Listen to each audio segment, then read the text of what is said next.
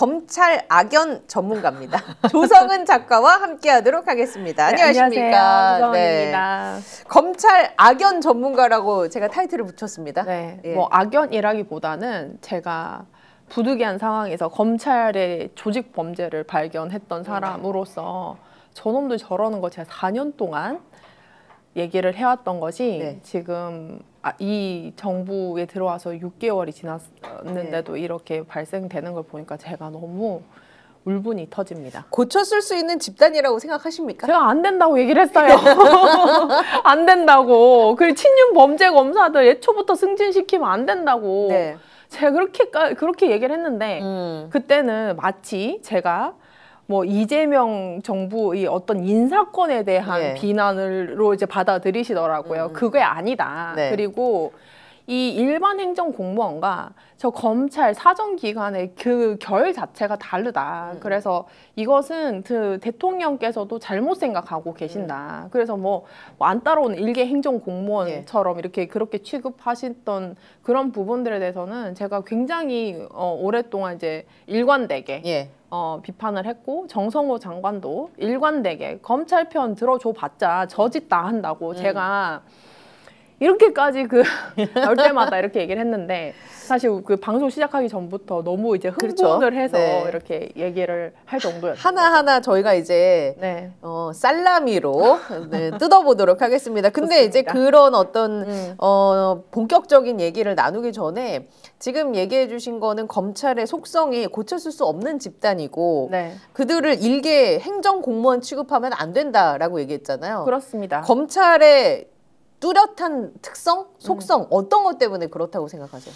저는 그 검사 동일체라고 이제 많이들 얘기를 하잖아요. 그리고 이 검찰 집단이 박근혜 때의 검사와 박근혜, 뭐 이명박 이때의 검찰과 그 다음에 이 윤석열 정권을 거치면서 이제 검난을 일으켜서 사실상 검찰이 정권 창출을 해내고, 그러고 나서 이제 극단적으로 이제 붕괴가 됐던 이런 과정 중에 있지 않습니까? 그리고 사실은 지금 내란 특검이 검찰이 어느 정도 그 내란에 개입됐는가 그것도 이제 수사하고 있죠. 근데 이제 이 지경까지 왔던 이 검찰은요, 사실 기존에 갖고 있던 그 검찰 집단의 어떤 특성보다 이제 훨씬 더 노골적이고 집단화됐고, 그리고 제가 제 책 이름이 정치검사였어요. 정치검사. 그러니까 그 표지 디자인도 제가 그 영정사진, 그 정치검사 이제 없애야 된다라고 이제 그 영정사진을 했는데, 그 사람들이 언제부터였냐면, 제가 그 고발사주 사건이 왜 쟤는 뭐 아무 관심도 없는 고발사주 타령이야가 아니라, 고발사주 사건이 윤석열, 김건희, 한동훈과 대검찰청이 처음으로 그 총선 개입을 했던 사건이에요. 국민의힘과 손잡고. 이거를 어떻게 했습니까? 수사 제대로 안 했죠. 그렇죠. 윤석열, 한동훈 소환도 한 번도 안 했습니다. 그러고는 지금 이렇게 넘어왔어요. 그리고 계엄 다다음 날 그 손준성이 원래 징역 1년이었다가 이제 그 부재로 주고, 이재명 재판 일주일 바로 전에 부재 확정을 시켜버리고 이런 식으로 이제 왔습니다. 근데 지금 결국은 그 공수처에서 김건희와 윤석열 등에 관해서는, 한동훈 등에 관해서는 이제 그 인정이 돼서 지금 김건희 특검이 이첩을 시켜놨어요. 근데 지금까지 단 한 번도 공수처도 그 한동훈에 대해서 소환이 없었고, 그리고 이제 그 지금 김건희 특검도 그냥 자기 사건은 아니죠. 약간 곁다리 사건이라고 생각하는 것 같아요. 근데 제가 묻습니다. 지금 이렇게 화가 나는 상태에서 그 어떻게 보면 한동훈이 그들의 이제 코어 세력처럼 움직였잖아요. 그때 뭐 채널A 사건부터 시작해서 여러 가지 이런 과정에서. 근데 여기에서 그 코어 세력에 왜 손을 안 댑니까? 지금 그때 고발사주 사건 제대로 수사했으면은 한동훈이 지금 글 쓰고 있었겠어요? 감옥 가 있겠지? 그리고 윤석열이 계엄할 수 있었겠습니까? 애초부터 그 정권 탄생 안 됐겠지? 근데 그 검찰도 그때 이렇게 하면 들키는구나. 저 일반인한테도 증거 들켜서 그러면 처벌받는구나. 그때 느꼈으면 지금 검찰은 굳이 개혁을 하지 않아도 스스로 굉장히 자정이 많이 됐을 거예요. 근데 그런 식으로 계속 은폐하고 외면하고 당장의 정치적 이익이 별로 안 보인다고 생각해서인지 민주당도 그냥 내팽겨치고 이런 저러고 오다가 이재명 정부에서도 초반에 뭐라고 얘기했습니까? 친윤 범죄 검사들 승진시키면 안 된다. 잘못된 사인을 준다. 왜? 이 친윤 범죄 검사들, 부역했던 검사들 이런 사람들요. 그 2%세 맨날 그 글 남기고 그거 제가 몇 번이나 지적했잖아요. 네. 그거 정성호 장관이 한 번이라도 제재를 했습니까? 이재명 대통령실을 제재 안 하고 오히려 그것을 비난하는 여당을 뭐라고 했어요. 그러면 그럼 저는 이번 6개월 동안 검찰 집단이 이재명 정부를 어떻게 파악을 했을까? 얘네들 우리랑 친해지고 싶구나. 오히려 대통령실과 법무장관이랑 지금 그러니까 민주당과 분리해서 너네들은 우리가 필요하구나. 그래서 그래 우리랑 친해지면 그러니까 예산을 특할비도 원래 거의 삭감이 됐었죠. 그러니까 아예 그냥 제로로 됐다가 제로였었죠. 지금 이제 그 정성호 장관이 이번에 갖고 왔는 게 윤석열 때 그 21년 그 6대 범죄 수사 다 하는 것이 80억이었는데 지금 72억이 됐어요. 공소청이 지금 검찰청 없어지는데도 72억을 복구를 시켜왔습니다. 그러면서 불과 얼마 전에 이것을 이제 그 법사에서 막 이제 그 얘기를 하니까 뭐라고 얘기를 했는 줄 아십니까? 아니 의원님들 이재명 정부의 검찰은 다릅니다. 이러면서 그 예산이 타당하다고 그렇게 옹호를 했어요. 근데 지금 당하는 꼴이 이렇다고요. 그러니까 제가 너무 화가 난 게 제가 개인 정성호 장관에게 뭐 악심이 있어서 그동안 비판을 했겠습니까? 아니라고요. 근데 왜 가장 그 권력개혁과 지금 사정기관과 그런 사람들과 잘못된 사인을 지속적으로 주느냐.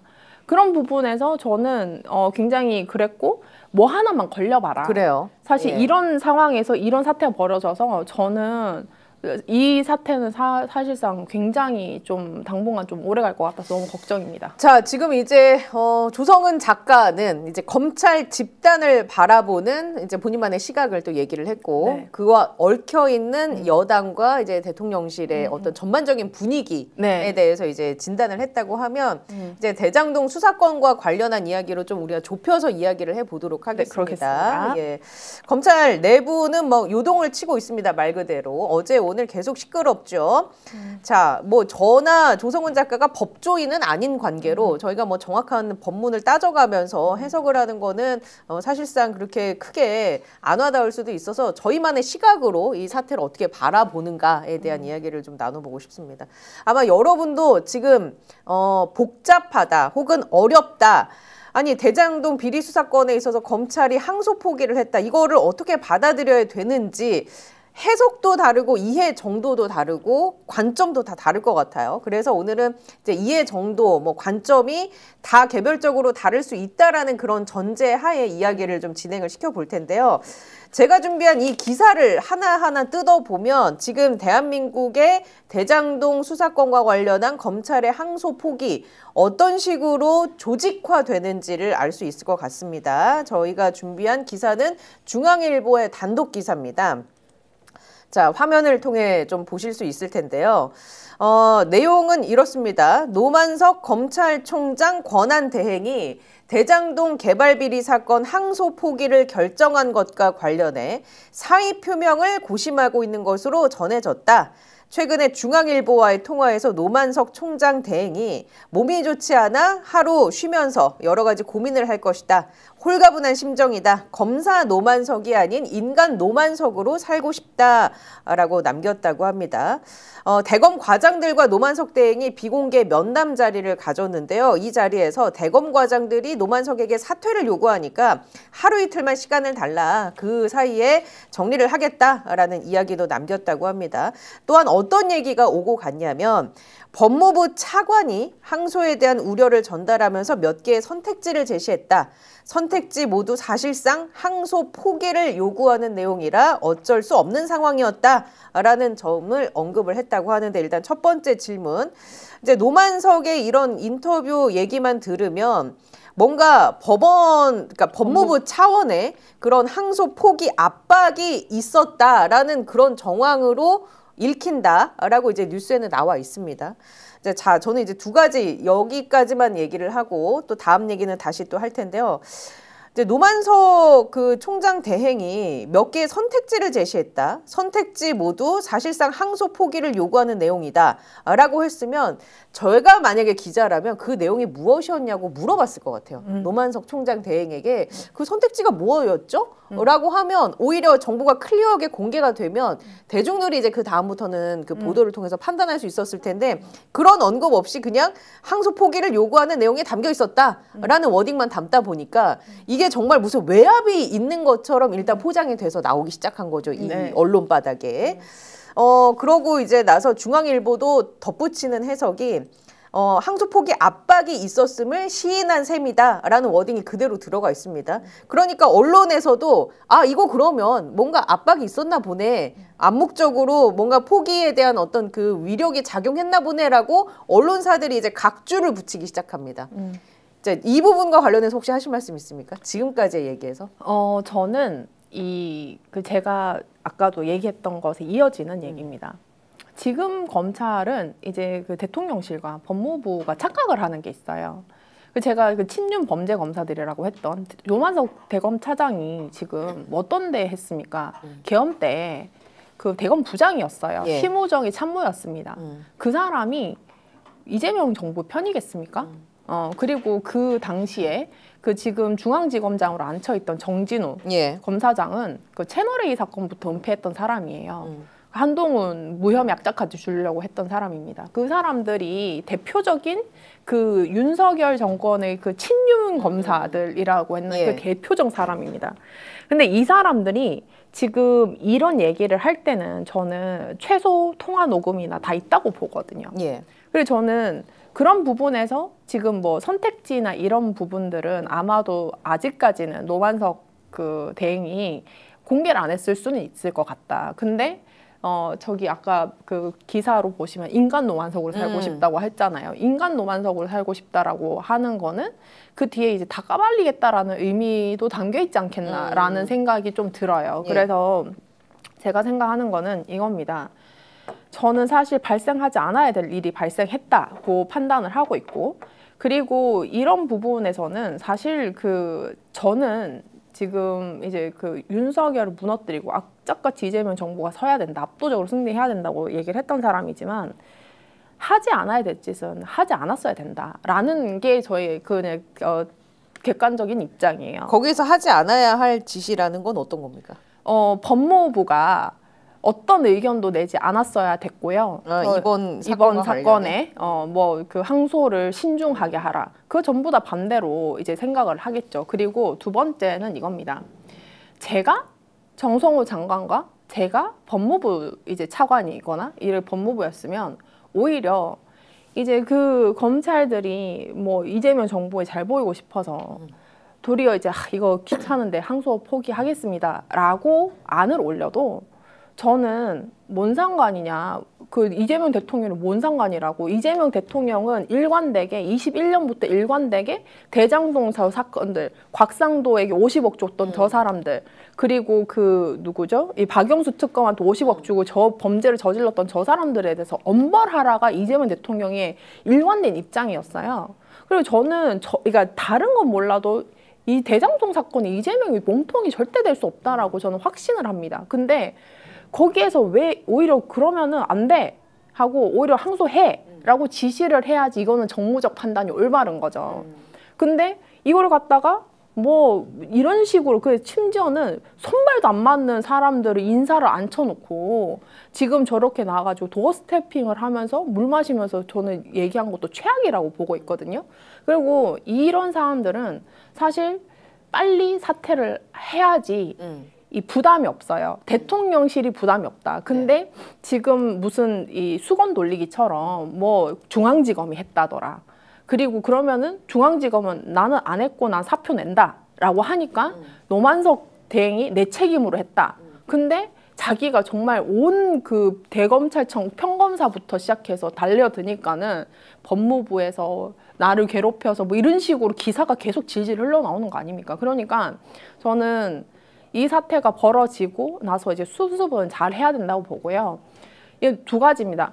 지금 그러니까 지금 외압 사태와 그 다음에 검난 이 두 개는 분리해서 봐야 돼요. 왜? 검난을 일으키는 사람들은 오냐 잘 걸렸다예요. 이거는 항소 포기에 대한 뭐 절대적인 가치랑 무슨 자기의 어떤 검사로서의 어떤 정의감이 아니에요. 그러니까 그냥 이재명 정부를 끌어내리겠다라는 그렇죠. 어떤 목적 하나로 그렇죠. 이렇게 검난을 일으키는 것이다. 그 검난을 일으킨 이 사람들을 제압하는 방식과 그리고 이 사태를 빨리 수습해서 이 다음 국면으로 넘어가는 거 분리시켜야죠. 근데 이거를 계속 하나로 뭉쳐가지고 마치 검난을 제압하는 것이 이 사태를 옹호하는 걸로 가면 정말 이거는 저는 내년 선거까지, 왜냐하면 내년 선거에 항소심 판결이 날 거란 말이죠. 그래서 이렇게 오래 끌고 갈 문제가 아니다. 그래서 저는 제가 조언을 드리자면 이거는 빨리 정리할 건 하고 검난 압도적으로 제압하고 그러니까 가장 강력한 그 검찰 개혁자들을 그냥 싹 다 포진시키고 지금 검사장들 다 갈아치워야 된다. 저는 그것만이 답이라고 생각합니다. 그러니까 결국 인사로서 또 해결할 수밖에 없는 부분이 당연합니다. 있다. 그 인사권을 발휘를 해야 된다. 이제는 해야죠. 이제는 해야죠. 왜냐하면 그 전엔 좋은 게 좋다라는 식으로 인사를 했지 않습니까? 그리고 지금 그 성상원 검찰국장 이번에 뭐 드러났어요? 검찰 특활비 800만 원 자기 이름 지어가지고 자기한테 입금시켰던 이런 사람은 지금 검찰국장으로 앉혀놓고 또 다시 72억 그 특활비 복구시켜놨던 사람입니다. 이게 이재명 정부의 검찰국장이 할 수 있는 짓입니까? 그러니까 이런 사람들 애초부터 안 됐어야 됐다고 그렇게 얘기를 했는데 그것을 외면한 건 이제 과거니까 지나가고 그러면 지금부터는 똑바로 해야 된다.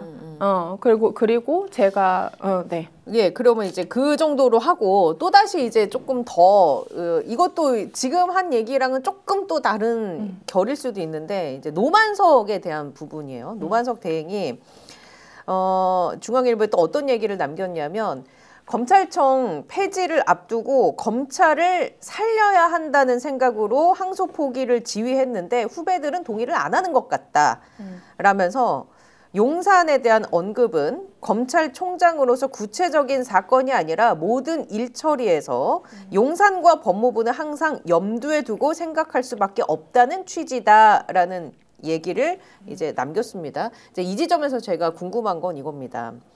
검찰청 폐지를 앞두고 검찰을 살려야 한다는 생각으로 항소 포기를 지휘한 것이다. 라는 이야기가 과연 맞는 이야기인가? 지금 이 국면에서 말 같지도 않은 소리죠. 언론에서. 이제 그리고 두 번째, 이미 공소청, 중수청으로 나누는 걸로 법이 통과가 됐지 않습니까? 그러니까요.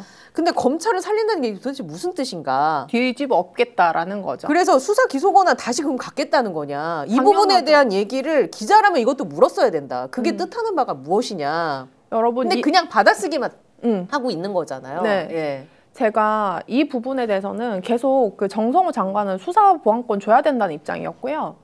그리고 지금 수사 보안 요구권 이런 부분까지는 다 줘야 된다는 입장이 이제 정성호 장관과 법무부 입장이었어요. 예. 심지어는 중수청도 지금 이제 이거는 이제 노만석 대행의 원인이긴 합니다. 예. 그것고 그리고 지금 검찰개혁 추진단 이 국무총리 산하에 있는 지금 검찰개혁 추진단에 있는 그 인사들이 전부 다 검찰개혁 반대자입니다. 수사권을 줘야 된다는 사람들이 90%가 차지하고 있는 게 지금 검찰총장 산하에 있는 검찰개혁 추진단이에요. 그러니까 이런 인사의 포진을 봤을 때 검찰과 그 대검찰청과 그다음에 노만석과 이런 사람들 요번에 정진우 그 검사장 국감에 나서 어떻게 했습니까? 아니 나는 검찰 폐지 반대한다고. 대놓고 얘기했잖아요. 그 검사장들 임은정 검사장 빼고는 다 그냥 무슨 위헌이라는 그 소리를 이미 법 통과 다 시켜놨는데도 그 짓을 했다고요. 그러니까 제가 봤을 때는 뒤집어 엎을 수 있겠다라는 것 그리고 수사 보안권 우리가 이번에 이렇게 얘기를 하니까 그 얼마든지 사실 그 할 수 있다. 왜? 이 윤석열 정부 때 해봤어요. 윤석열 정부 때 그 민주당이 검경 수사권 분리 법안을 했었지만 등이라고 했던 그 규정 하나로 장관 훈령, 한동훈 장관 훈령 만들어가지고 그거 다 뒤집었습니다. 그러니까 그 짓을 해봤던 검찰이라고요. 그렇기 때문에 제가 말씀드리는 거는 지금 검찰은 정말 다 이제 창조적 파괴라고 하죠. 정말 다 때려 부숴 처음부터 이제 집을 짓는다는 마음이 아니면 이 그동안 사법 질서를 왜곡시키고 훼손시켰던 이 검찰 개혁을 사실 어렵다. 그리고 제가 그동안 대통령실도 제가 굉장히 이제 정말 다 잘했는데 이 부분에 대해서는 제가 참 그 분노를 할 수밖에 없는 자, 그럼 이제 대통령실을 이 건과 관련해서 대해서 얘기를 하고 대통령실 네. 얘기를 해봅시다. 이제 그 대통령실 관계자가 또 인터뷰를 했습니다. 한겨레도 오늘 보도가 나왔고 이 건과 관련해서는 전혀 개입이 없었다. 이제 항소 포기 결정 후에 통보만 받았을 뿐 의사 결정 과정에 관여하지 않았다. 라는 이야기를 남겼습니다. 이제 그럼에도 불구하고 이제 노만석 대행은 항상 본인은 이제 그 자기가 검찰총장 대행으로서 용산과 법무부를 염두에 두고 생각할 수밖에 없다라는 그렇죠. 얘기를 했는데 이제 두 가지 포인트. 아니 그러면 여태까지 검찰은 정권과 법무부의 입맛에 맞춰서 뭔가를 했다는 자기 고백인가? 자기 고백이죠. 자기 고백인가? 완전 고백이죠. 그 얘기인 거고 그냥 강약 약강했다라는 걸 이제 스스로 고백을 하는 셈인데 맞습니다. 이거를 좀 우리가 주목해야 될 필요성이 있고요. 이제 대통령실의 이야기가 나왔습니다. 그러다 보니까 이제 일부 언론에서는 이제 대통령실에서는 이런 입장을 표명했음에도 불구하고 대통령실에 외압이 있었던 거 아니냐라는 쪽을 이제 자꾸 몰고 가는 언론들이 있는 상황입니다. 그렇죠. 자, 이제 이 부분에 대해서 하실 말씀 있으면 해보세요. 저는 대통령실은요, 이 부분에 대해서는 엄난하라가 대통령의 입장이었고, 그리고 엄난해야지 사실상, 보십시오. 대통령이 엄난해라. 이렇게, 진짜 이재명 대통령이 대장동 사건이랑 진짜 상관이 없구나. 이렇게 된다는 걸 누구보다 잘 알고 계실 분이에요. 이재명 대통령은. 그래서 이거를 갖다가 정말 그 정무적 판단이든 법리적 판단이든 엉망진창인 사람들이 이 대통령에게 전부 다 이 오물을 뒤집어 씌우는 이런 상황이 돼서 제가 너무 화가 나는 부분들이고요. 그리고 지금까지 검찰이 수사 잘했다고요? 제가 어저께 정말 화가 났던 정성호 장관은 반드시 사퇴해야 된다라고 했던 그 지점이 뭐냐면 이번 대장동 사건 수사가 잘된 수사고 잘된 재판이다 이렇게 얘기를 했지 않습니까? 그 워딩을 도어 스태핑에서 했죠. 네, 그런데 곽상도 수사했습니까? 그러니까 50억 클럽 이거는 수사 전혀 안 되고 있죠. 윤석열 그 아버지 집 사는 거 이런 매매했는 거 얘기했습니까? 그동안 김만배 씨가 윤석열 통해서 부산저축은행 무마시켰다 등등등 이렇게 나왔던 거에 대해서 어떤 수사를 했습니까? 사실 아무것도 안 했어요. 그동안은 검찰이 입맛에 맞게끔 했던 정말 이재명한테 덮어씌우기식 수사 빼고는 아무것도 안 했다고요. 근데 이거를 갖다가 자기가 잘된 수사다? 이렇게 얘기하면은 정말 대통령을 거의 뭐라고 해야 돼? 욕보이는 짓밖에 안 돼요. 자기가 거기 나와서 그런 얘기는 오히려 이런 대장동의 본범들 지금 김만배, 유동규 이 사람뿐만 아니라 곽상도 그때 당시에 이제 대법관들 권순우 이런 분들이랑 이런 사람들이 전부 다 이제 포진돼서 윤석열 일가까지 검찰까지 다 개입이 됐던 이 대장동 본체 사건을 본격적으로 수사하겠다라고 얘기를 했어야죠. 그게 이재명 대통령이 영원히 대장동에서 자유로워지는 일이었습니다. 근데 여기서 저 짓을 해놓고 거기서 잘된 수다라고 얘기를 하면은 마치 누군가 만족을 하고 있다는 것 같잖아요. 이 항소 포기 사태로 인해서. 그런 짓을 정치적으로 멍청하게 왜 하는 건지 제가 정말 모르겠거든요. 네.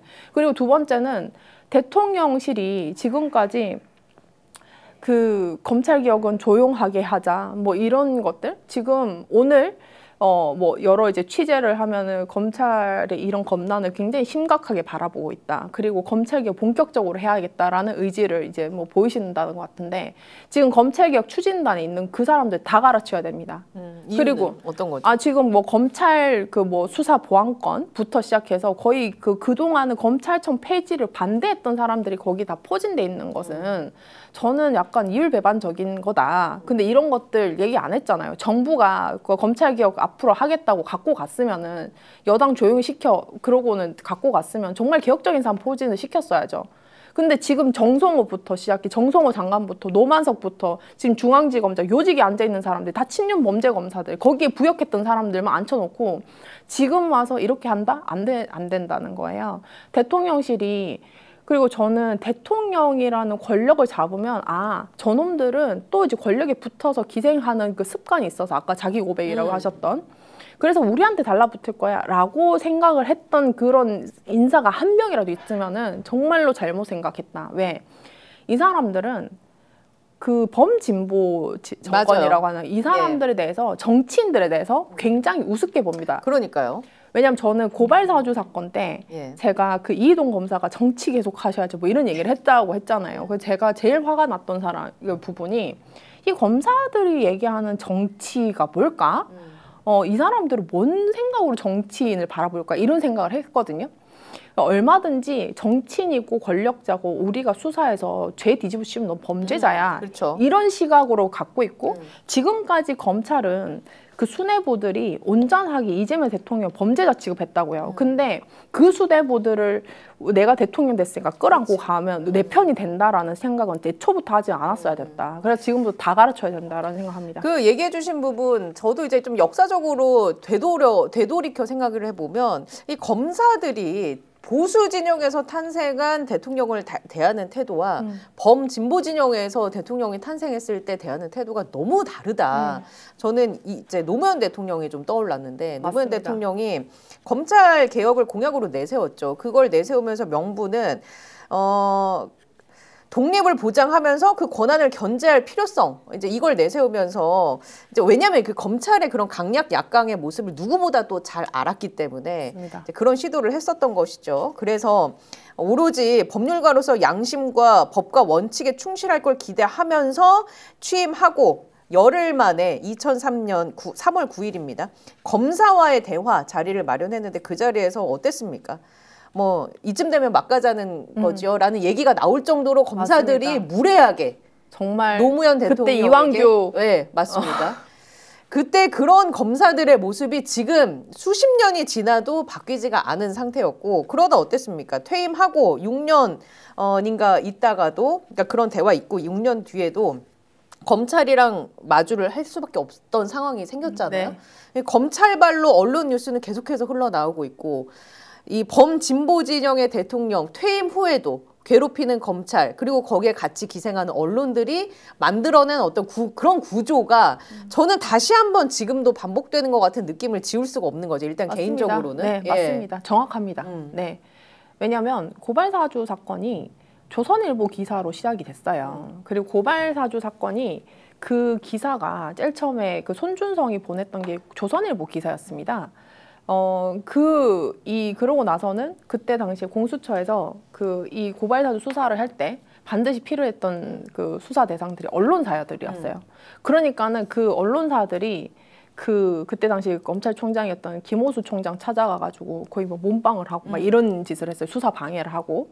그리고 이제 그 기자 사찰 논란을 일으키면서 결국은 공수처가 아무 수사도 못하게 막았습니다. 그 결국은 고발사주 사건 수사를 방해를 했던 사람들이 사실 그 법조의 그 몇몇의 기자들이었단 말이죠.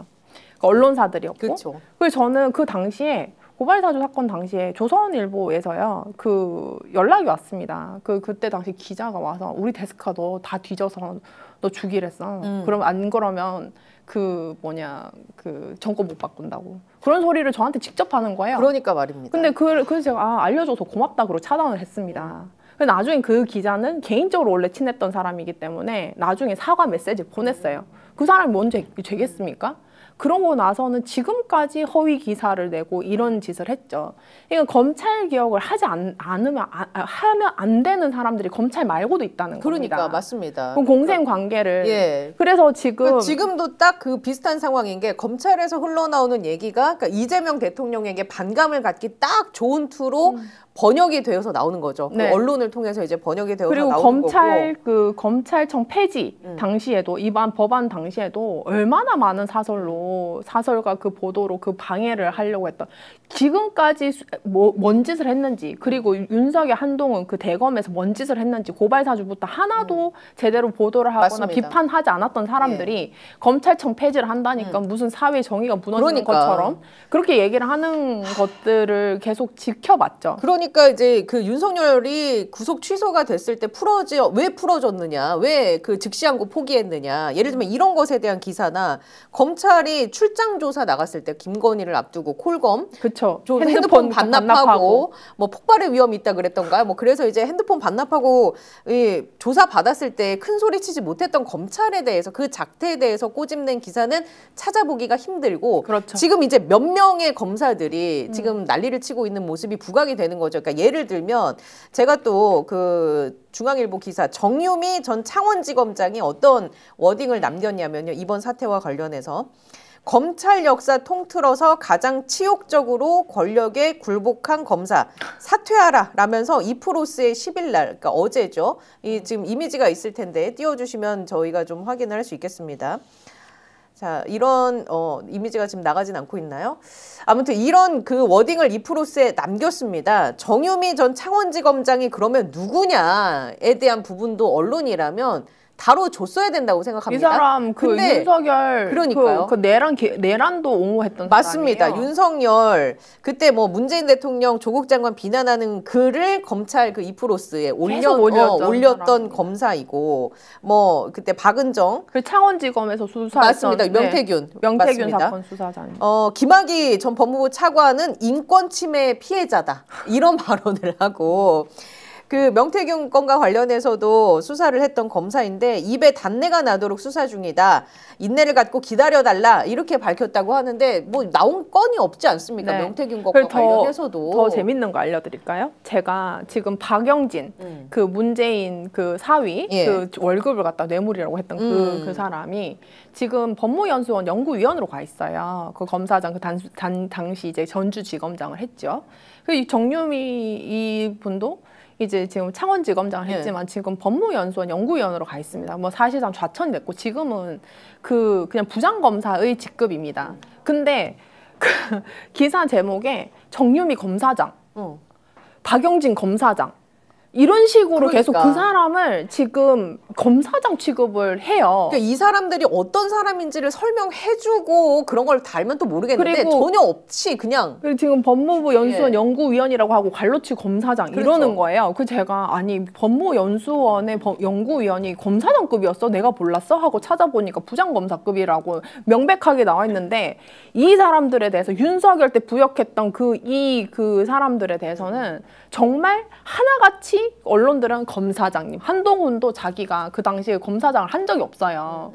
근데도 검사장, 한동훈 검사장 고발사주 때 그랬거든요. 그러니까. 제가 정말 저는 이런 사태들도 너무너무 기괴합니다. 정말 기괴하다. 맞습니다.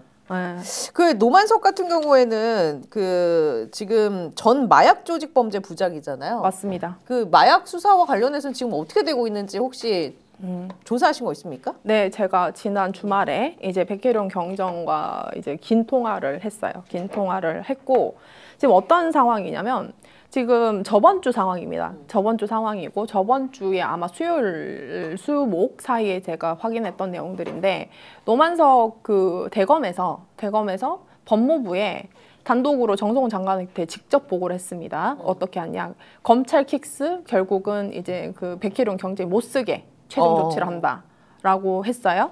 그래서 지금 백혜룡 경정은 지금 이번 주 금요일이면 수사 파견 기간 끝납니다. 근데 지금 검찰 킥스 못 열었고요. 경찰 킥스 차단당했고 이래서 지금 수사 착수, 수사 번호 하나도 이제 발생시키지 못하고 있는 상황입니다. 왜냐면 예전에는 이제 그 어떤 분들이 지금 좀 오해를 하고 계신 게 손으로 하면 되지 않냐, 수기로 이제 그 사건 발생시키면 되지 않냐. 그건 21년 정도고 아마도 22년 이후부터는 그 완전 전산화돼서 이제 그 킥스에서 이제 그 하지 않으면은 사건이 제대로 열람하고 그 착수하기가 불가능한 상태인데 지금 노만석 그 대검에서 지금 그 지난주에 결국 그 백혜룡 수사를 차단시키는 그 조치를 지금 법무부에 보고하고 그 뒤로는 아무런 조치를 안 하고 있습니다. 아니 그러면 이 내막을 모르는 사람들은 분명히 이제 곧 조만간 그 수사 기한이 임박을 해서 종료가 될 터인데 그 이거 봐라 수사 성과 없지 않느냐 이런 식으로 이제 또 몰고 가지 않겠습니까? 심지어는 사실 어제였죠. 월요일 날 검찰총장과 이거 검찰총장 대행이죠. 지금 공석이니까. 검찰과 이제 경찰청장에게 이 킥스랑 수사 착수를 하게 해달라고 사실 그 공문과 이제 공개적으로 요청을 하려고 했어요. 도대체 한 달 동안 내부에서 해결이 안 되니까. 근데 월요일에 난리가 났던 겁니다. 이 그 항소 폐지 이 사태 때문에. 그래서 어제 뒤로 밀렸어요. 그래서? 뒤로 밀려가지고 할 수 없는 상황이 됐어요. 그리고 지금 어떤 상황이냐면 오늘 그 백혜룡 경정 수사 착수했답니다. 어떤 건으로 수사를 착수했다는 거죠? 극우 보수 단체인가 거기에서 예전에 이제 그 뭐 세관 직원들 명예훼손 뭐 등등 해서 백혜룡 경정을 고발했는데 지금 경찰청에서 그 고발인 조사 시작해갖고 수사 착수를 했다. 오늘 아침에 이게 기사였어요. 그러니까 저는 이게 왜 이재명 정부에서 일어나야 되지? 저는 정말로 제가 이 백혜련 경정 사건과 왜 관련이 있겠습니까? 근데 제가 그때 백혜련 경정님한테 이런 얘기를 했어요. 여러 개 많은 이런 내부의 어려운 상황들을 알려줘서 고맙다라고 얘기를 하시면서 그래서 제가 얘기를 하는 거면 제가 고발사주 사건을 정말 수사 방해를 받아서 아무 수사도 못하게 막고 대검 감찰부도 막고 틀어막아서 결국은 이 사건이 은폐가 되고 지금 손준성 무죄 나고 결국 이 지금까지 못 밝혔는 게 제가 한이 된다. 그래서 제가 그때 이제 백혜련 경정님한테 그러면 경정님 지금 힘드시겠지만 저는 부럽다. 왜냐면 그때 저는 어쨌든 공론화가 됐으니 그러니까 공론화도 되고 수사 권한이 있지 않느냐. 나는 민간인이었고 전 증인 역할밖에 못했는데 제가 수사관이어서 다 조졌는데 이런 얘기를 하면서 그런 얘기를 해서 백혜련 경정께서도 지금 확보했던 여러 자료들이나 이런 것들 보면은 바로 입건을 할 수 있다 정도의 사태가 됐는데 정말 손, 발, 다리 전부 다 묶어놓고 사람 바보 만들려고 지금 대검에서 이 짓을 하다가 이 주말 사이 이런 사건까지 터뜨린 겁니다. 그러니까 이제 이게 함의하는 바가 제가 봤을 때는 이제 경찰 쪽에 그 어떤 보안 수사권을 그것까지 이제 다 준다라는, 그러니까 예를 들어 그 중수청 그런 걸 준다는 것에 어떤 하나의 사례로 남기고 싶은 건 아닐까, 그런 의도를 갖고 검찰이 이런 식으로 킥스를 안 열어주고 하는 건 아닐까라는 그냥 개인적인 짐작은 해봅니다. 그러니까 이 카드를 어떻게든 정치적으로 쓰고 싶은 그런 마음이 있겠죠. 그뿐만 아니라 이 노만석 검찰총장이 당시 이제 윤석열 때 윤석열 정권 계엄 당시에 그 사실상 그 마약 부장이었어요. 대검 마약 부장이었습니다. 6명이 부장 검사들 중에서 마약 부장이었는데 이 사람이 사실상 연루가 됐죠. 그렇기 때문에 이 노만석 검찰총장이 이번에 총장 대행을 시켰어요. 어떻게 이재명 정부에서 이 사람이 연루된 이 사람을 검찰총장 대행을 시킵니까? 근데 됐어요. 그러자마자 이재명 대통령이 상설특검 해야 되지 않느냐라고 하니까 대검에서 부랴부랴 합수단을 만들어서 갑자기 예. 이렇게 얘기를 합니다. 그래서 제가 봤을 때는 노만석 검찰총장은 악착같이 킥스를 잡고 이제 이 사건만, 항소 포기 사태만 안 터졌으면은 마약 수사를 뭉개기 위해서라도 끝까지 잡고 있었을 것이다. 사퇴한다 이런 얘기를 못했을 거예요. 그런데 지금 이 마약 사건 압박도 있지. 그리고 지금 이 항소 포기 때문에 네. 이제 난리가 났지. 자기는 법무부 핑계 대고 뭐 검사들한테 야, 나 윤석열한테 그거 안 했어. 이재명한테 안 했어. 나는 너네 편이야. 이거를 계속 지금 언론에다 밝히고 있거든요. 그래서 저는 이 사람이 지금 도망가려고 하는 거 아닌가라는 생각을 합니다. 예, 알겠습니다. 자, 일단 그러면 이제 이 주제는 이 정도로 하고 넘어가도록 하겠습니다. 아마 앞으로 계속 이 주제가 또 나오지 않을까 싶어서 네. 나올 때마다 다뤄보도록 하고 오늘 들어온 속보 중에 하나가 이제 박성재 전 법무부 장관에 대해서 구속영장이 재청구됐다라는 소식이. 박수를 좀 쳤으면 좋겠어요. 제가 정말 바랬는데. 자, 이번에는 좀 빠져나가기 힘들 것 같습니다. 법원이 그 구속영장 기각한 지 27일 만에 오늘 재청구가 됐는데요. 자, 내란 중요 임무 종사, 직권남용 권리행사 방해 혐의를 적용을 했습니다.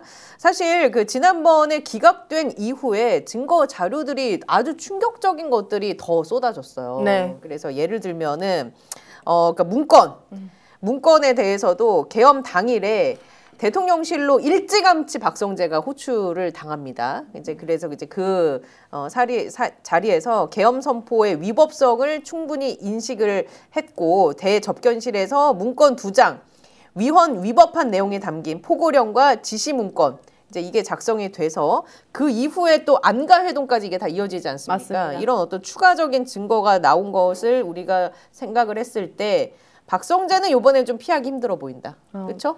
박성재가 들어간다라고 그때 얘기했는데 틀렸다라고 했잖아요. 악착같이 들어간다라고 얘기해서 이번 들어가게 되면 그 노스트라다무스는 여전히 유효한 것으로 하겠습니다. 그러고 제가 참 여기도 검사 출신이잖아요. 다 이제 그러니까. 저는 이걸 보면서 저는 절망을 했어요. 그 당시에도. 왜냐면 기각됐을 때도 이제 절망했고 그 계엄 당시에도 어떻게 보면 그 윤석열과 지금 그 관련했던 이완규부터 전부 다 검사 출신들 아닙니까? 누구보다도 죄를 구형했던 사람들이에요. 누구보다 죄에 대해서 인식을 해야 됐고, 그런데 그 사람들이 살상을 하고 이런 그 정치인들 감옥 보내고 정당 생활을 방해하고 헌법 위반하고, 이것이 얼마나 큰 죄인지 권력에 취해서 거기에서 그 판단을 하는 사람이 단 한 사람도 없었다. 윤석열 정권은 그따위의 정권이었구나. 저는 그게 그때도 너무 이제 절망적이었는데 수사 과정에서도 너무너무 솔직히 역겨웠고요. 그리고 이 박성재에 대해서 다툼의 여지가 있다고 하면서 그 수원 3인방인가요? 그 영장 전담 판사 정재욱 위법성 인식에 대한 뭐 다툼의 여지가 있다. 어떻게 그런 이유로 이 내란 주요 종사 업무를 했던 그 박성재에 대해서 기각을 시킬 수가 있겠습니까? 저는 이 부분에 대해서는 참 그때 당시에도 너무 충격이었죠. 근데 어떻게 보면 이게 전화위복이 될 수 있었던 것이 지금 이제 박성재가 얼마큼 관여됐는지 더 이제 악착같이 수사를 하고 또 이제 특검에서는 이런 수사 자료를 공개하면서 공론화를 시킬 수 있는 그런 과정이 있었다고 봅니다. 그래서 그렇죠. 이번에는 들어가셔서 예. 우리 그 권성동님처럼 살도 빠지면서 이렇게 반성 좀 하셨으면 좋겠다. 네. 그 문건에 대해서 이제 특검이 최근에 그 파일을 복원을 했습니다. 뭐냐면 권한 남용 문건 관련 박성재 전 장관의 휴대폰을 포렌식하면서 이 문건이 나왔는데 한마디로 내란을 획책하기 위한 분위기를 조성하기 위한 문건이었던 거잖아요. 맞습니다. 이 문건 자체가 그 안에는 입법권에 대한 남용, 탄핵 소추권 남용, 예산 심의권 남용 이런 내용이 들어가 있습니다. 한마디로 윤석열 정부가 이러한 세 가지의 이유 등으로 업무를 수행하기 너무 힘든 상황. 이건 이제 민주당에게 책임이 있고 네. 이제 진보 세력에게 책임이 있으니 이들에 대해서 이제 그 비상계엄을 선포해서 나라의 기강을 바로 잡겠다라는 전반적인 법적인 분위기를 박성재가 조장한 거 아니겠습니까? 그렇죠. 그리고 이제 예. 그때 당시에 검사 탄핵 이런 문건도 이제 만들었는데 그 검사 탄핵 만들었던 그 검사가요. 고발사주 당시 때 그 압수수색 당했던 검사예요. 그러니까 이번에 그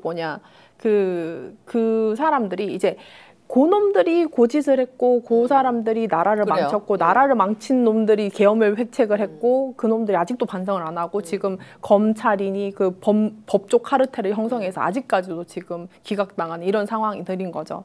근데 지금 이 문건들을 보면은 노상원과 굉장히 밀접한 것 같아요. 그리고 어떻게 보면 박성재는 이미 군 외에 노상원을 인식하고 있었지 않을까라는 생각도 듭니다. 그 당시에? 네, 당시에. 내란 당시에. 왜냐하면 지금 박성재의 지금 구금 시설 확충하라라는 이 보고가 그 규모가 이제 그 노상원의 어떤 그 체포, 구금, 사살 하려고 했던 그 목적의 어떤 3,600명의 규모랑 동일한 숫자로 이제 구금 시설을 확충하고 했던 부분들이란 말이죠. 그렇기 때문에 이 지점들은 정말 사실 소름 끼치는 거예요. 그게 그날 평화롭게 지금 끝나서 한 사람도 안 다치고 끝나서 이게 다행히 정말 네, 정말 지금 별게 아닌 것처럼 얘기를 하지만 그때 저는 밤에 한 명이라도 우발적으로 이제 그 밤에 워낙 흥분해 있었으니까 그때 만약에 한 명이라도 다치기 시작했으면 저는 유혈 사태가 났다. 예. 그래서 거기에 정말 그 광주 사건처럼 이제 그 어떤 사상자도 발생할 수 있었고 그리고 이 사람들은 정말로 노골적으로 정치인과 자기 입맛에 맞지 않는 사람들에 대해서 체포, 구금, 사살까지 기획을 했던 거예요. 정부 차원에서. 그러니까요. 이게 카르피 수준 아닙니까? 그러니까 그 퍼즐이 하나둘씩 맞춰지는 게 그 내란 특검이 외환 의혹과 관련해서도 그동안 계속 눈여겨보고 있지 않았습니까? 그렇습니다. 근데 아까 뭐 노상원 수첩 얘기도 나왔지만 주요 피해자들이 이제 재판에 넘겨졌는데 윤석열, 김용현, 여인영 외환죄에 속하는 일반 이적 혐의를 적용을 했습니다. 그 여인영 전 사령과의 휴대전화 속 메모가 아주 결정적인 근거가 됐다고 하는데 그 내용이 충격적입니다. 어떤 내용들이 담겨 있냐면 자, 특검이 확보한 여인영 전 사령관의 휴대전화 메모에는 2023년 10월 18일 불안정한 상황에서 단기간에 효과를 볼 수 있는 천재 이루의 기회를 찾아 공략해야 한다라는 내용이 있고요. 체면이 손상되어 반드시 대응할 수밖에 없는 타겟팅, 으로 평양, 핵시설 2개소, 삼지연 등 우상화의 본거지, 원산 외국인 관광지, 김정은 휴양소 이런 걸 나열을 했습니다. 자, 지금 이제 보고 계시죠? 그러면서 최종 상태는 저강도 드론 분쟁의 일상화.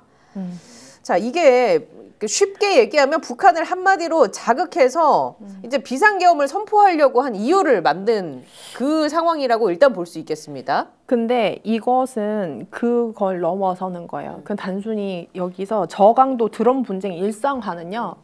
지금 이스라엘이 드론으로 계속 폭탄 터뜨리고 있지 않습니까? 여기 중동으로 만들겠다는 의지였어요. 그러니까 그 뭐 정치인들 화약고로 만들겠다. 화약고로 만들겠다. 지금 그 드론의 그 드론 전쟁 일상화, 드론 분쟁 일상화라는 것은 지금 그 중동의 지금 군사 굉장히 이제 분쟁 지역들이 전부 드론으로 살상을 하고 있거든요. 그게 민간인까지 포함을 하고 있습니다. 이런 것들을 기획을 한 거예요. 그러니까 단순히 그러니까 제가 이 문건을 보고 정말 기가 막혔던 것이 그동안은 야 하고 이렇게 되게 깔짝깔짝해서 이렇게 확 짜증나면 이제 분쟁하는 수준으로 제가 인지를 했었습니다. 근데 지금 여기 보면 최종 상태, 목적이 있어요. 최종 목적은 되게 한반도를 대한민국과 북한 이 한반도를 저강도 드론 분쟁 일상화. 그러니까 일상화가 너무 저는 충격적인 단어였어요. 네. 그러니까 그 도발을 한다라는 표현을 우리가 보통 쓰죠. 네. 뭐 북한이 도발을 한다, 우리나라가 뭐 도발을 한다, 뭐 이런 표현을 쓸 수는 있습니다. 근데 이제 그건 말 그대로 어떤 일회성, 그렇죠. 이벤트의 느낌이 좀 있지 않습니까? 네. 이게 지속적으로 가는 거랑 완전 다르죠. 완전 다르죠. 근데 여기에는 드론 분쟁의 일상화. 네. 이 표현이 굉장히 무섭다, 저는. 그렇죠. 근데 만약에 북한 드론이라고 하면서 예를 들면 계엄이 성공했다면 북한 드론이라고 하면서 만약에 한국에 있는 그 정치인들을 죽였으면은 뭐라고 할 겁니까? 그러니까 저는 이거부터 시작해서 아까 체면이 손상돼서 이거 북한 체면이겠죠? 북한 체면이 손상돼서 반드시 대응할 수밖에 없는 곳을 타겟팅한다. 그러니까 이 타겟팅도 사실 뭐 이렇게 군사 작전으로 뭐 차라리 김정은을 죽이겠다, 사살하겠다. 왜? 통일 위해서 사살하겠다. 저는 그것은 뭐 일정 부분 군내 입장에서는 뭐 세울 수 있는 전략이라고도 생각을 합니다. 그러나 이게 그 목적이 아니에요. 그 김정은과 북한 정권이 반드시 체면이 상해서 반드시 전쟁을 일으키게 하는 그곳을 공략을 하자는 거예요. 그러니까 이 사람들은 정말로 전쟁 자체의 목적이고 그리고 이것은 한반도의 전쟁 목적인 거죠. 이거는 이제 차라리 북한 정권을 무너뜨리겠다. 북괴 정권. 뭐 보수들이 맨날 얘기했던 거니까 그런 차원의 문제가 아니라 체면 손상을 시켜서 반드시 한국을 공격할 수밖에 없는 거기만 타겟팅을 고른 거예요. 그렇죠. 뭐 김정은 휴양지나. 예. 그 다음에 그렇게 시작을 해서 나중에 최종 상태는 저강도 드론 분쟁의 일상화라는 거죠. 그 일상화라는 표현이 또 무서운 게 어떤 거냐면 이겁니다. 일상화가 되면 계엄을 해제할 수가 없잖아. 그렇죠. 계속 그냥 계엄 상태를 유지해야 되잖아. 그렇죠. 이게 우리나라 전시 상태야. 위험해. 네. 계엄이 계속 유지가 되어야 해. 맞습니다. 이게 어떤 영구 집권을 꿈꿨기 때문에 네. 일상화라는 표현을 넣지 않았을까 저는 그 생각이 드는 거예요. 맞습니다. 그냥 단순히 북한 정권이 그 붕괴가 목적이다. 붕괴가 되고 그 이후에 수습하는 기간까지만 뭐 하면 어떻게든 다시 뭐 민주적으로 뭐 이제 북한이나 이런 어떻게 해야 될지 뭐 그거는 이제 어떻게 차차 하겠지만 이게 분쟁의 일상화가 되면 계엄을 해제할 수 있지를 못한다니까요. 네. 그러면 이제 본인들이 계속 이걸 권력을 갖기 위한 수단으로 북한을 끌어들여서 전쟁을 진짜 말 그대로 정말 심각한 전쟁을 한국에서 이제 우리나라에서 하려고 했던 건 아닌가라는 점 하나. 그리고 이제 보시면 여기에 포고령 위반 최우선 검거 및 압수수색하면서 이제 명단이 나옵니다. 이재명, 조국, 한동훈, 정청래, 김민석. 근데 이제 저 부분에서 또 하나 이제 눈여겨봐야 할 부분은 김어준 옆에 양정천이라고 돼 있잖아요. 네. 저게 양정철을 아마 잘못 쓴 것 같은데 이 이야기는 어떤 쪽으로 의심을 할 수밖에 없냐면 여인영 전 사령관이 양정철이 누구인지 몰랐을 수 있다. 그 몰랐다는 얘기는 이 명단은 누군가가 불러주는 걸 썼을 수도 있다.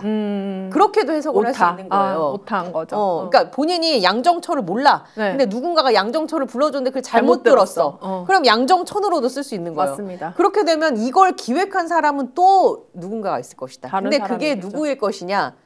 김건희의 가능성은 배제할 수 있을까 우리가? 저는 이런 생각도 하게 되는 윤석열과 겁니다. 김건희라고 봐요. 네, 그리고 왜 그러냐면 저 명단에 물론 이제 저희의 그 시나리오의 영역입니다. 약간 저는 그냥 그렇게 확정적으로 해도 될 것 같은 게 왜냐하면 저 명단은요 굉장히 그 감정이 특정되어 있어요. 무슨 의미냐면 이게 어떤 그 분류로서의 하는 게 아니라 예를 들어 민주당 의원들 뭐 이런 사람들 아니면 검찰 탄핵에 앞장섰던 사람들 뭐 이런 것도 아니고 예를 들면 뭐 이재명 뭐 조국 양정철 누구 이 김어준 이런 사람들은 이게 정치적인 분류가 아니라 싫은 사람들만 콕콕콕콕 찔렀다는 거죠. 근데 우리 은자매니까 우리 그 최지은 앵커가 싫은 사람 있을 거 아닙니까? 저도 싫은 사람 있겠죠. 근데 이 감정적인 거 다 이제 구체적으로 다른 거잖아요. 그렇죠? 그러면은 뭐 저 만약에 군에서 발생했던 명단이면 군 자체가 이렇게 하진 않았을 거예요. 분류로서 그렇죠. 필요성에 의해서 목적에 의해서 이렇게 됐을 겁니다. 뭐 정치인 그룹, 그렇죠. 그다음에 무슨 그룹, 뭐 노조 그룹, 그렇죠. 뭐 이런 이렇게. 식으로 다 했을 건데 저것은 굉장히 특정이 되어 있어요. 그래서 저 특정된 그것이 사실 사령관이지 않습니까? 3스타 이상들이에요. 그 사람들이 얘하고 그 명단을 이렇게 받들어서 적어놓을 수 있는 사람은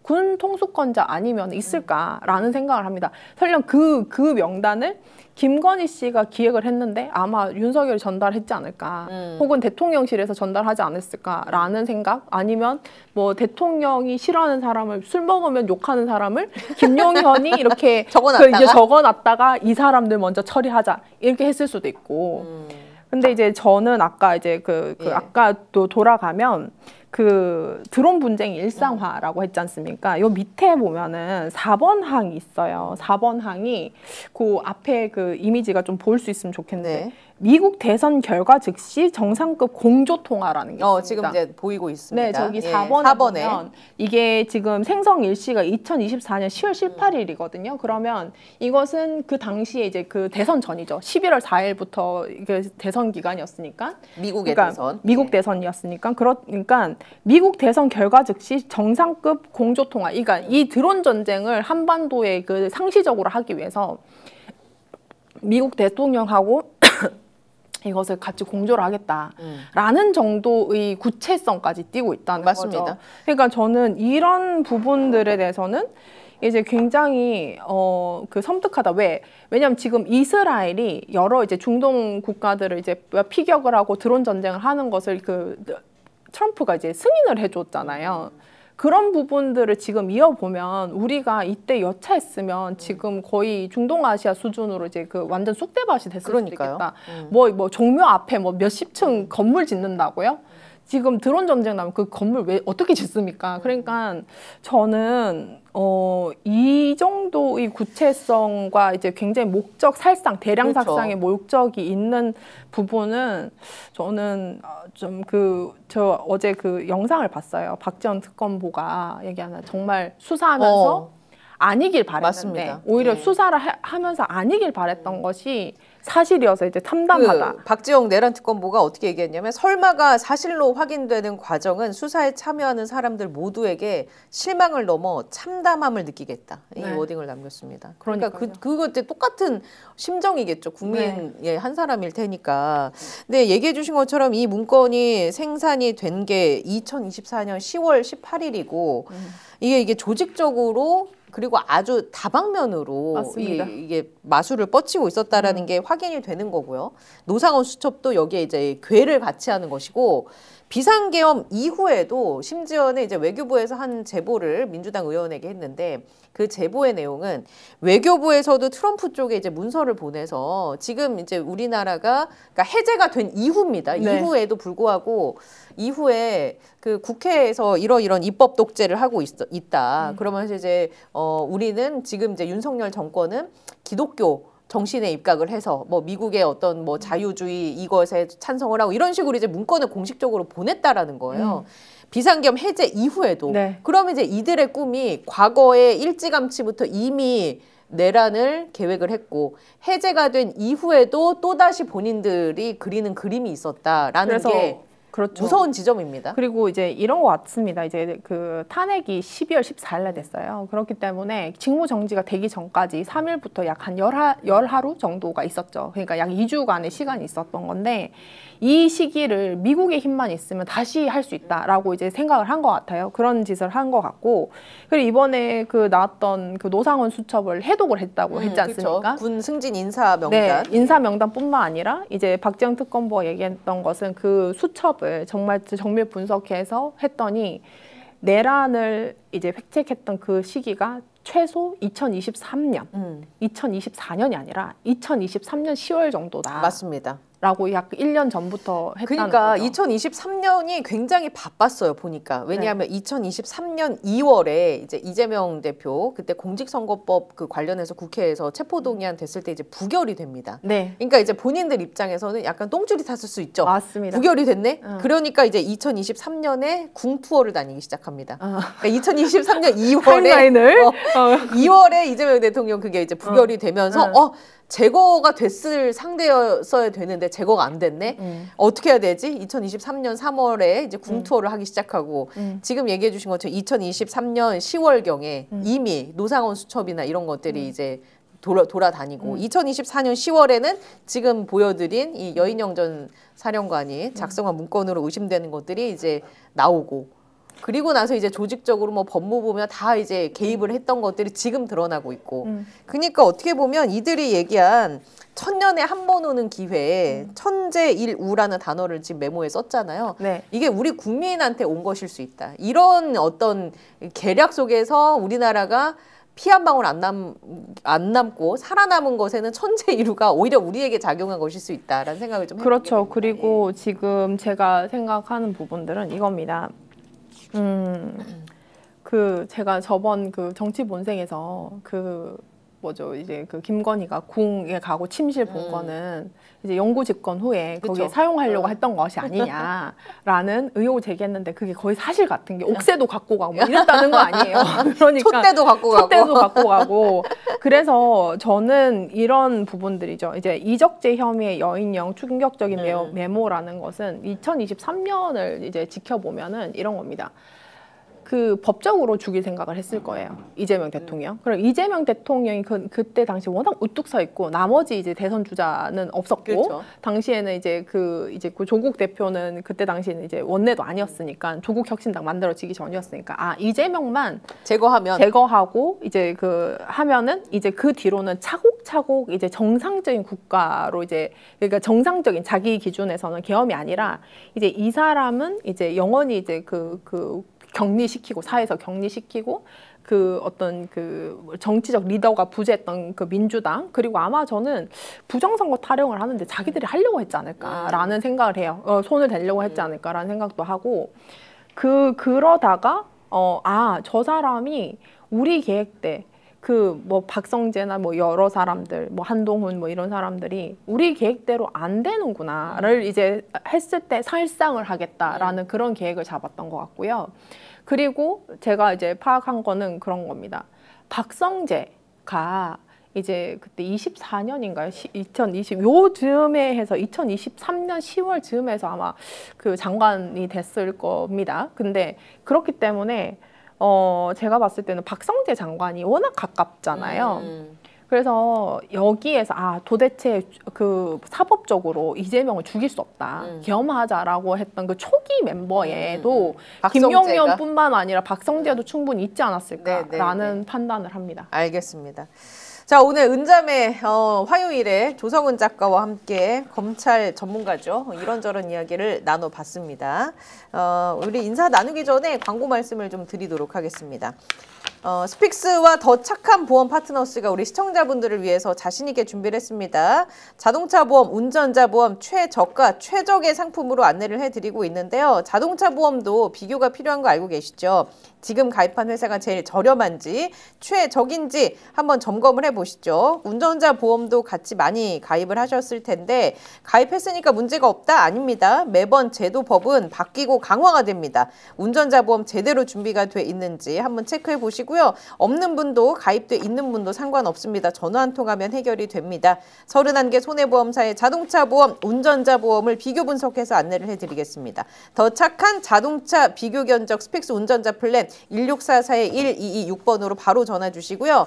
전라도 김치 맛있는 거 모르는 사람이 없죠. 육수부터 양념에 들어가는 모든 속재료까지 신경 쓰지 않는 곳이 없는데요. 국내산 전라남도 해남 청정 지역의 해풍을 맞고 자란 배추에 국내산 신안 천일염으로 절임 작업을 했습니다. 아주 깨끗한 절임 배추만 사용을 하는데요. 거기에다가 감칠맛 넘치게 정통 남도식으로 준비한 김치속도 있습니다. 김장 양념 맛깔나게 버무려서 당일 만든 김장김치를 바로 보내드립니다. 공동구매 행사 기간 동안만 한정 가격으로 보내드리니까 서둘러 주시고요. 자, 추위 걱정은 이제 끝입니다. 국내 생산 그리고 KC 인증으로 안전하고 따뜻함이 최대 18시간이나 지속이 되는 프렌즈 핫팩 공동구매 초특가로 만나보시죠. 옵션 하나는 강력한 휴대용 핫팩 40개 대용량 구성인데요. 단돈 18,900원이고요. 옵션 두 번째는 온몸이 따뜻해지는 초대형 방석 핫팩 8개 구성인 단돈 21,900원입니다. 골프 치실 때 캠핑 가실 때 사무실 어디든 뭐 오케이입니다. 선착순 특가로 물량 빠르게 소진이 될 것 같으니까 지금 바로 주문해 주시면 되겠습니다. 자, 조성은 작가와는 여기에서 인사를 나누도록 하죠. 오늘 고생 많으셨습니다. 네, 감사합니다. 네.